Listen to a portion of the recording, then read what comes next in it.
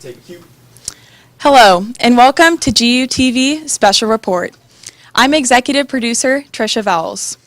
Over this semester, our class has been tirelessly working on the fundamentals of broadcast television. We're so excited to present what we have produced. Our show today is packed full of the latest headline stories involving Gonzaga University and our community. We hope you enjoy this presentation.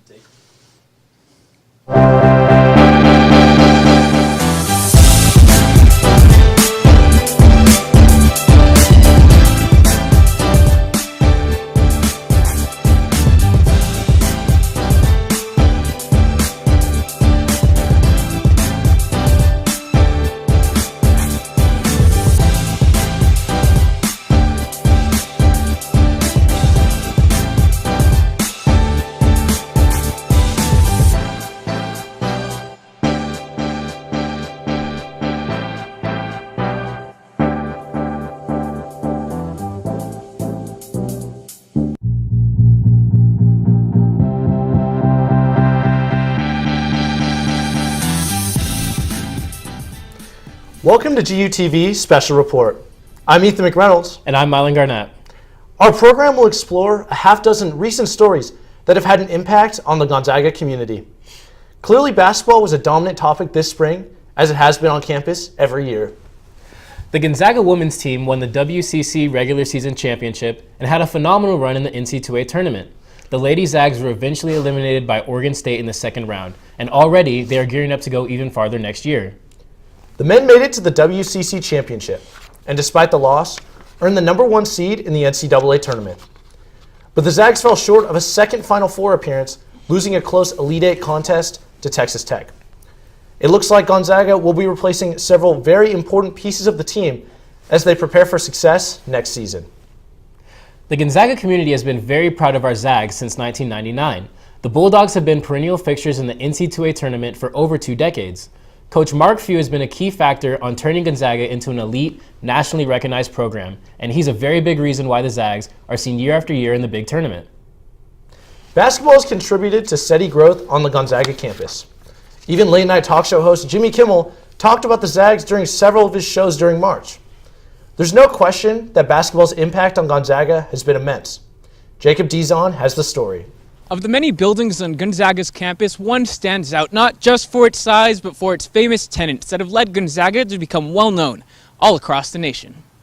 McCarthy Athletic Center, or the Kennel as it's known to many, has become what most outside Spokane associate with the university. This national brand the men's basketball team has established has affected the school far beyond the court. Before GU began its rise to becoming a power basketball program, its undergraduate enrollment sat at 3,019 students in the fall of 2000. This number has since grown a great deal to reach an enrollment of 5,327 in the fall of 2018. While Gonzaga offers much more than just basketball, it's a significant interest point for many who apply to GU. This is well recognized by the admissions office. It is such a privilege that we have to have so many people know who Gonzaga is, right? I think that when we talk to other colleagues at other universities that might not have the same national kind of reputation or brand that Gonzaga does, we understand that that's definitely a really positive thing. Though notoriety from basketball has overall helped Gonzaga admissions, it does present some new challenges. After we went to the Final Four 2 years ago in a national championship, we saw our applications increase in a big way. But what happened was we had more students who were applying to Gonzaga, but those students weren't necessarily as interested in Gonzaga. Although basketball is an attractive part of Gonzaga, there's far more that students look into when choosing to come to GU. No one is going to make the financial investment that's necessary to come to Gonzaga or go to college, period, just because they think that the basketball team will win, right? Maybe that's part of it. Maybe the spirit that comes from that is something that they're looking for, but they need to make sure that it's got a great engineering program or a great nursing program or whatever it is that they're interested in studying. Much has changed since basketball became big at Gonzaga. However, admissions still think the makeup of a true Zag has stayed the same. I do think that the type of student that was here before our basketball team was gigantic is similar to the type of student who is here now. It's students who value their education, students who value the community and the camaraderie that comes with being a Zag. As Gonzaga's men's basketball program has grown into one of the best in the nation, the university has evolved with it. Gonzaga still has the same core values and still has its main goal of providing students with an education based on their Jesuit values. However, basketball has had a clear impact on the campus and what the name Gonzaga means to many. And as the basketball program continues to strive for new heights, the rest of the school will change along with it. Jacob Dizon, GUTV Special Report. Even before there was a basketball team, this university has seen a lot of historical moments. From the growth of the university over the last few decades to the years of its founders, there's a lot of rich history to be found at Gonzaga.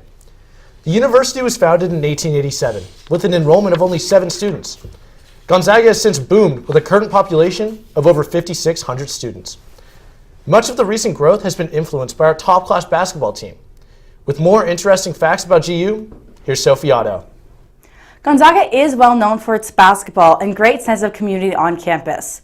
Although seemingly prestigious, it has a rather high acceptance rate of 73.5%. And is expensive, with a $57,350 enrollment fee. This investment is worth it, however, due to its small class sizes and availability for student-faculty ratio to be as low as 12-1. One of the criticisms of Gonzaga is its lack of diversity on campus, with a 71% white population. However, compared to Spokane's 87% white population, we do okay. Gonzaga is in the middle of a fundraising campaign called Gonzaga Will, with a goal to raise over $250 million. $55 million was donated by Myrtle Woldson, $30 million going to the new Performing Arts Center, and $25 million going to Seattle Apartments. $2 million of this revenue will be going to the Seattle Housing Affordability Act, and some will come back to student scholarships. Another group of donors came together to build a $24 million Volcar Center, a student-athlete training facility dedicated to athletics and sports. Gonzaga is also home to a diversity of buildings, with over 6 academic buildings with smaller buildings dedicated to different majors and minors, such as broadcasting or the Music Mansion, a main social center, and over 21 different residence halls. All this allows for students to pick from over 49 different majors and minors. Back to you, Ethan. Thanks, Sophie. Last December, it became known to Gonzaga administrators that for over 3 decades, the Cardinal Bea House on campus has been home to many Jesuit priests who have been involved in sexual misconduct allegations since 1950. This shocking story has caught the attention of the Gonzaga campus and community. Ian Portmann has more on this headline.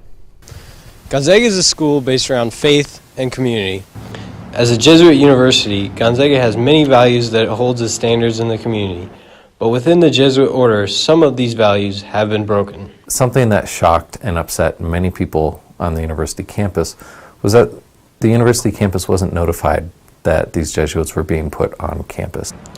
Recently, the Jesuit order has come to the attention of the nation after a list of abusers was released from within the order, with some of the members having a connection to Gonzaga. In December 2018, the Jesuit province of the West Coast in the United States released the names of all of its members, past and present, who had been accused of abusing children. Many of these names had come out prior, for example, when the Oregon Jesuits filed for bankruptcy in 2011. But what it showed is where the Jesuits had lived who were accused of sexual abuse, where they had lived at various points during their ministry.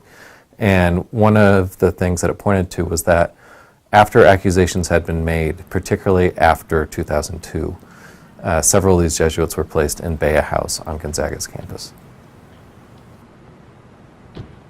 And the Jesuits said that they did this in order to monitor them. They could have some sort of supervised program in which they could keep a better eye on Jesuits who've been accused of abuse. Students in general felt betrayed that this wasn't known. They didn't know if they could trust the Jesuits or trust even some university administrators who may have known but didn't let the rest of the university community know what they knew at the time. After the accusations against the Jesuit order that the university is affected, I think that the school is now experiencing almost a tipping point of either going back to the faith and really diving deep into it and embracing it, or starting to embrace the ways of the world and maybe backing off from the church and becoming, maybe even losing its Jesuit identity. Having housed Jesuit abusers on campus, where does Gonzaga stand amongst the recent scandals? Gonzaga's mission statement claims that one must have a commitment to the dignity of the human person and social justice, as well as solidarity with the poor and vulnerable. But how has the university responded to the recent Jesuit scandal? President McCullough and several other administrators have spoken out about their own personal outrage about the cover-up of clergy sexual abuse. And one thing that I think they've done well is they've named that it's not only the acts of abuse, which are horrendous, but the cover-up of the abuse that betrays the trust within the community of the church. I think that we need to be exposing this and acknowledging it and just bringing it to light and not trying to hide from the fact that these abuses happened, that these horrors happened. There's no doubt that the recent Jesuit scandals have affected Gonzaga and its community. As more members of the order are ousted, Kevin and Kyle both hope that Gonzaga will take similar actions as it has done in the past. For GUTV Special Report, I'm Ian Portmann. Thanks, Ian. Coming up after the break, a bid to change Gonzaga's investment practices to fight climate change is reviewed, and the campus reacts to changes to Title IX. You're watching GUTV Special Report.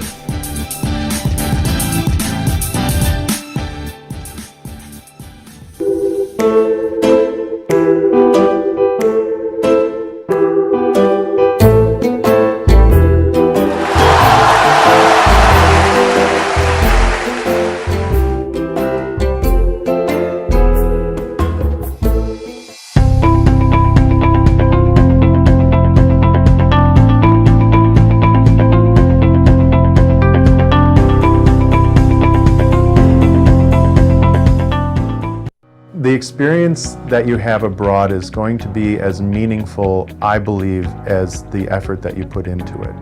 I hope that what Study Abroad and what the Center for Global Engagement in particular does is that it opens up the whole campus to both differences and both that engagement, that willingness to change, and by doing that lift you up in a way that expands your mind and helps you engage the world in a different way. Go abroad.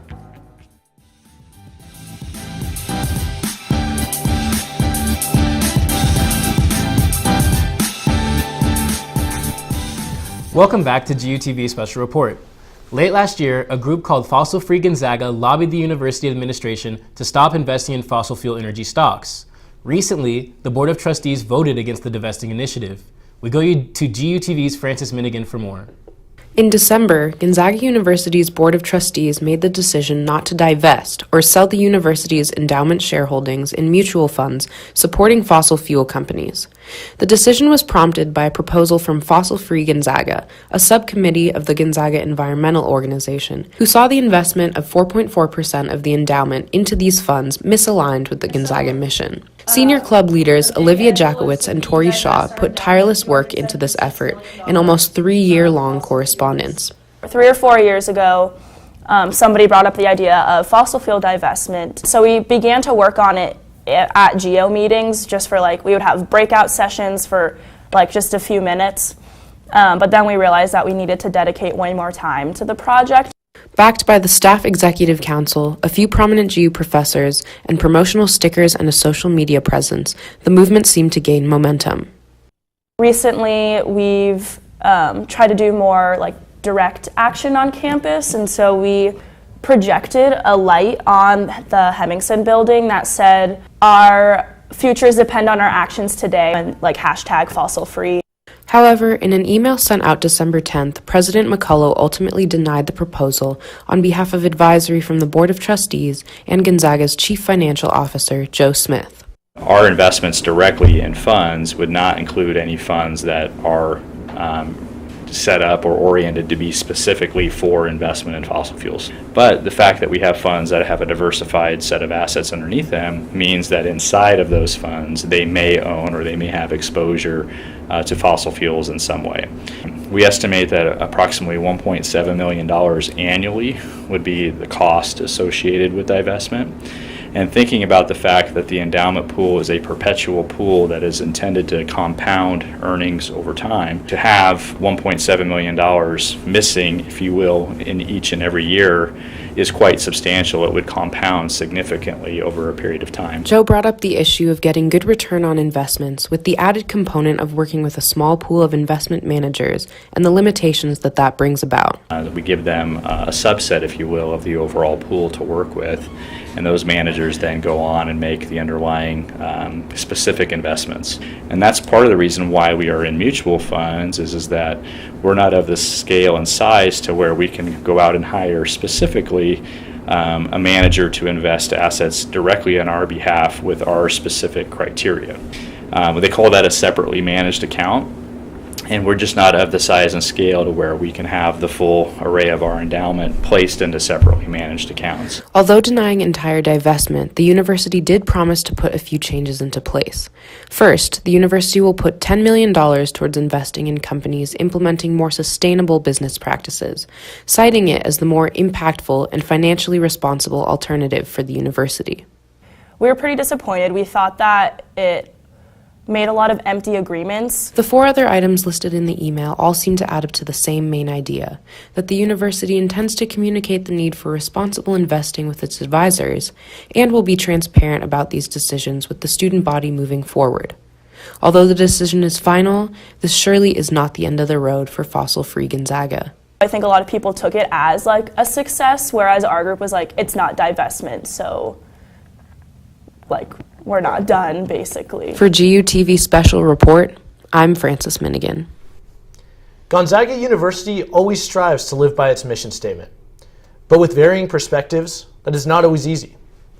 Changes have been made to the federal Title IX law, challenging GU to adopt new policies regarding sexual misconduct on campus. Nash Thompson looked into the possible changes and sampled how the students feel about them.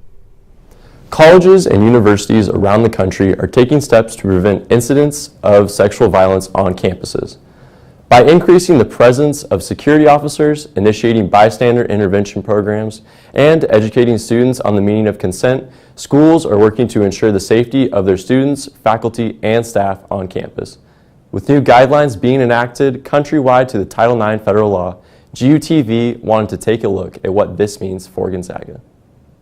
Sexual assault happens everywhere and to women and men of all ages, but it is common on college campuses, and among adults, sexual assault happens more often to traditionally college-age women, around ages 18 to 24.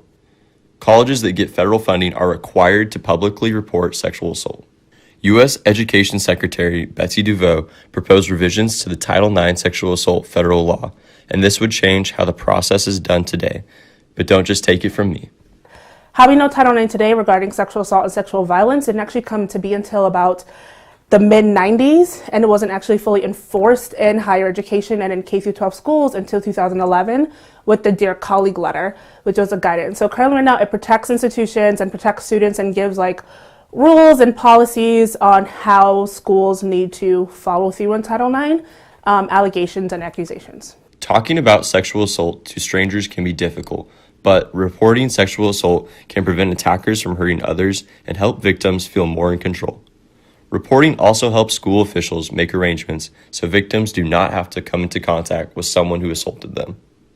That's part of what Stephanie Whaley's job as the Title IX director at Gonzaga is. What I do is I kind of assess it for whether or not it's a policy violation under the harassment discrimination policy. And if it is, then essentially what I'm going to do is I'm going to reach out to the complainant in that case. And so that's the person who received the behavior or who was the quote-unquote victim of the behavior. And meet with them, go over what their rights are, what their options for support are, options for investigation, options for reporting to the police. And then they often give us a little direction on how they want to proceed forward.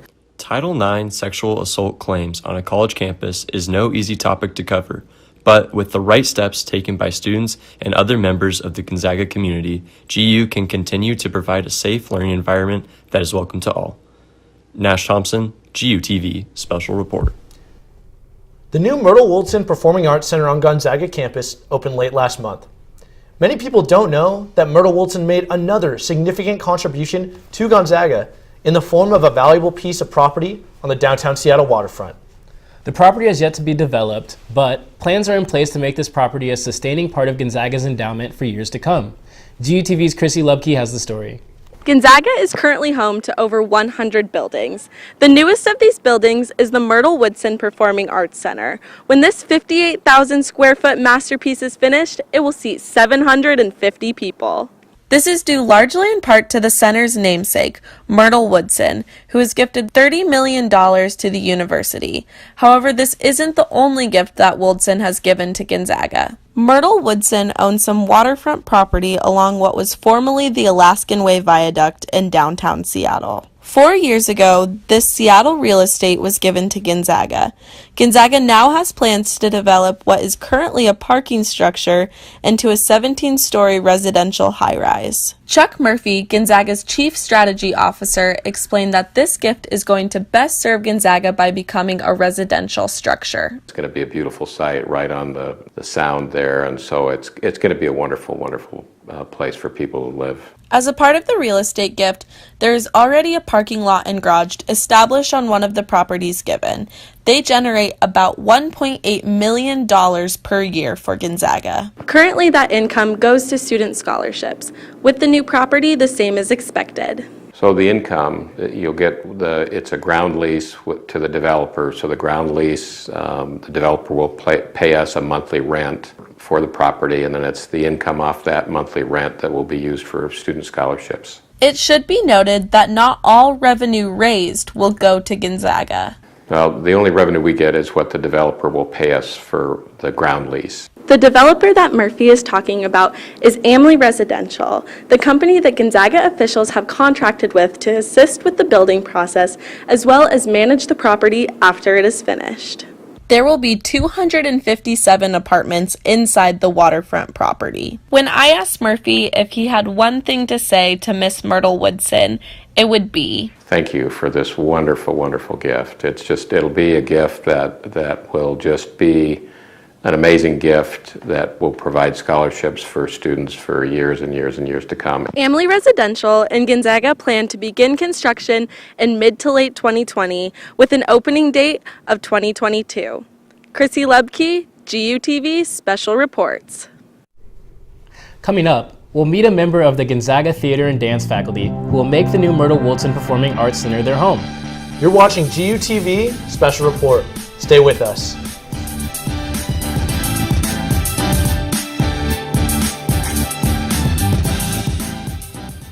So, as a college student, I can't really have a pet of my own. But I want to do something to help out these, really neglected animals. We can't help all of these animals, but every little effort goes a long way. Because, quite honestly, every animal deserves at least one happy day.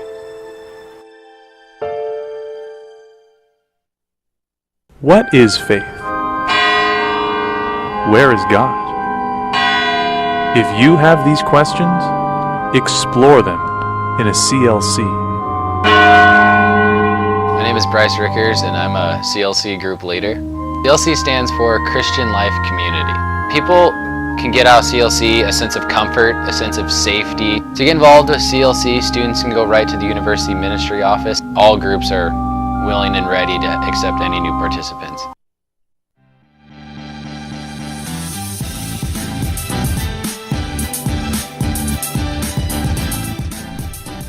Welcome back to GUTV. Today, we have the pleasure of having a very important guest here to help introduce our Gonzaga community to the new Myrtle Woodson Performing Arts Center. Emmet Rice is joined by the head of the theater department now. Emmet, toss it over to you. Thank you, Ethan. I'm joined here by Kathleen Jeffs, chair of the Theater and Dance Department, to discuss the opening of the new Myrtle Woodson Performing Arts Center.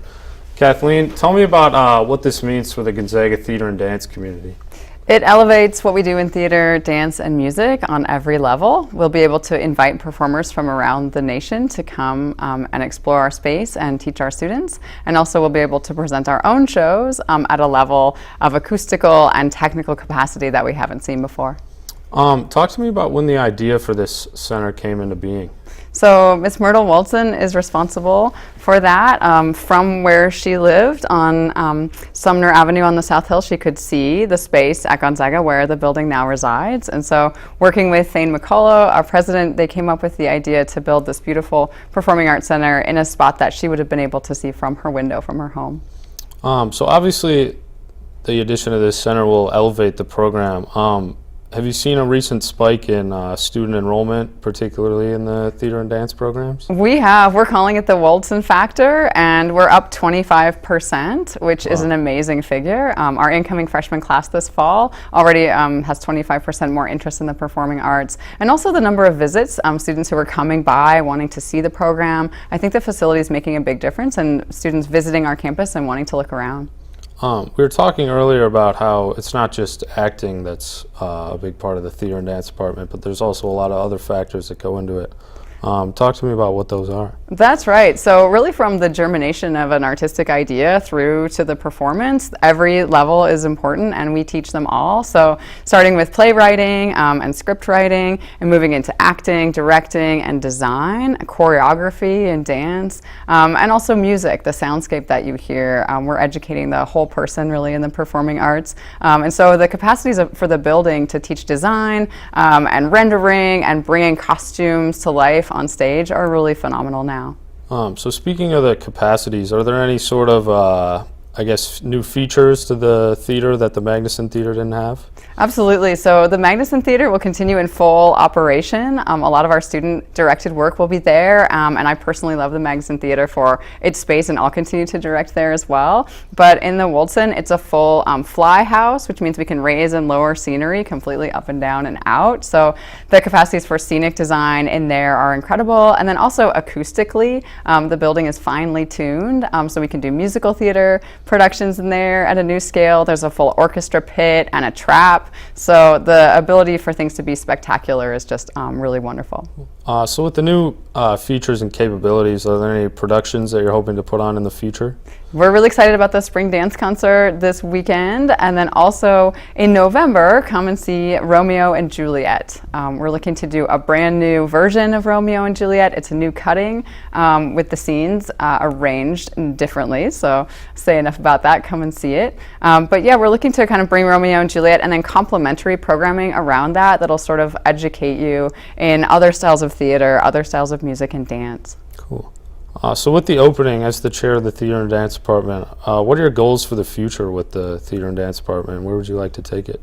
I think the Theater and Dance Department has an opportunity to work with music in order to make this really a performing arts hub for the region. I don't think that's overstating it. The capacities of this building are really special, and I think they'll draw the kind of artist and the kind of student that can really elevate us into an arts hub. And I think what that means is also great education, but also great collaborations with the community and people around us, looking at artists in Seattle, how can we work with them, and create a kind of tour stop where we're a place that a major touring artist would want to come and that a student would want to come and be part of what's going on here.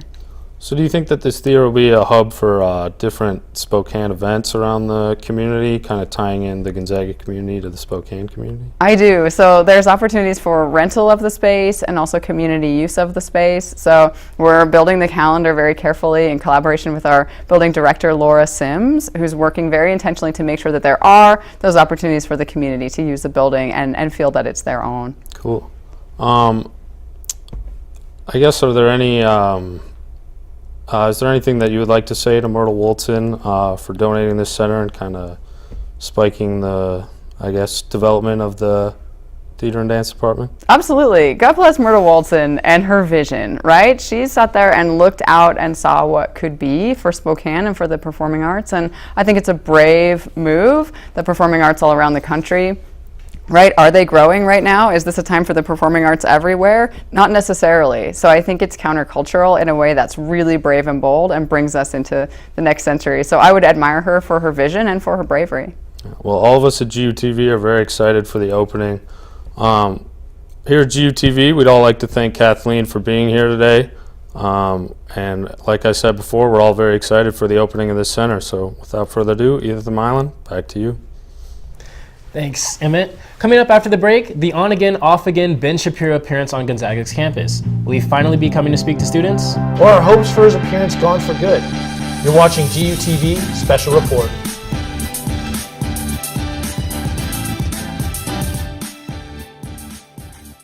Chances are you've walked right on past it, but the Next Gen Tech Bar is the new spot for your tech needs.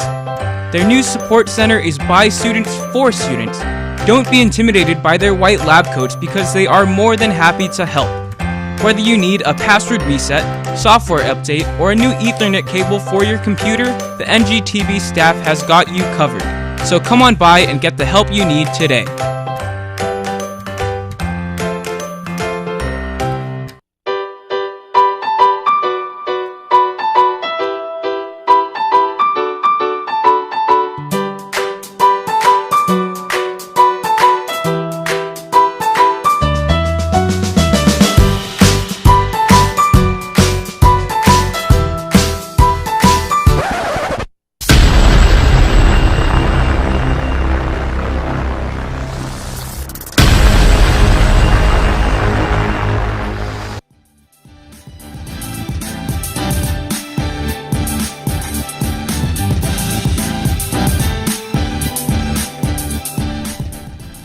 Recently, there's been a hotly debated topic regarding political commentator Ben Shapiro appearing on the Gonzaga campus. Shapiro has appeared on college campuses around the country and given talks to students from all types of backgrounds.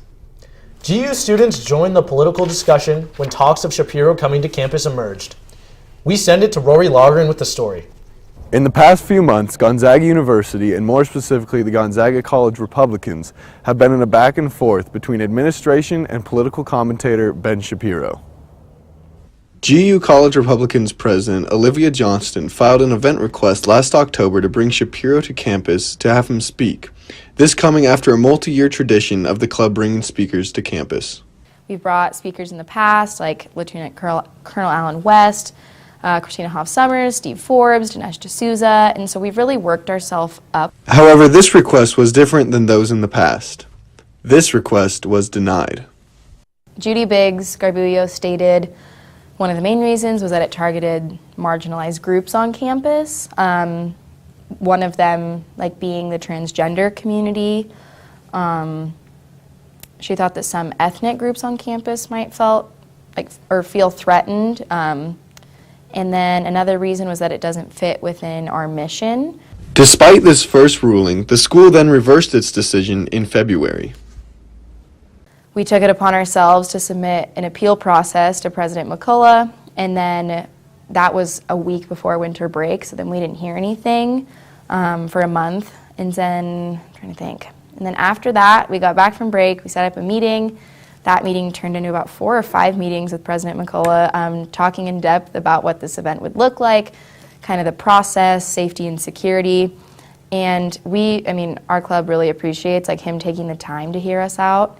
And then first week of February, it was overturned. Following the decision to allow Shapiro on campus, yet another problem arose. Young America's Foundation, the organization who would have paid to bring Shapiro to campus, backed out after discussions of the event being held off campus began between administration and the college Republicans. So then that was kind of our next thing, it's if he can't come to Gonzaga, can we bring it somewhere else? But then, Young America's Foundation is saying, we help you pay for this event to bring it to a campus. And so then that, there was a lot of back and forth there. Yeah. So then that didn't happen. And then Whitworth, they tried to bring him after we did, and then their student body turned it down as well. So I don't think it's happening there. So it does not sound like Shapiro is coming to Spokane, but we wish he would. As it stands now, Shapiro will not be making an appearance on campus this year. However, this case shows us that while hesitant to do so, Gonzaga University administration has sided with political diversity over the denial of conflicting views. Rory Loughran, GUTV Special Report. Quite a roller coaster of a story there, but as all great rides do, we're drawing to the close of this episode of GUTV Special Report. From everyone here at GUTV, we'd like to thank you for tuning in. I'm Mylan Garnett. And I'm Ethan McReynolds. We'll see you next time, and go Zags!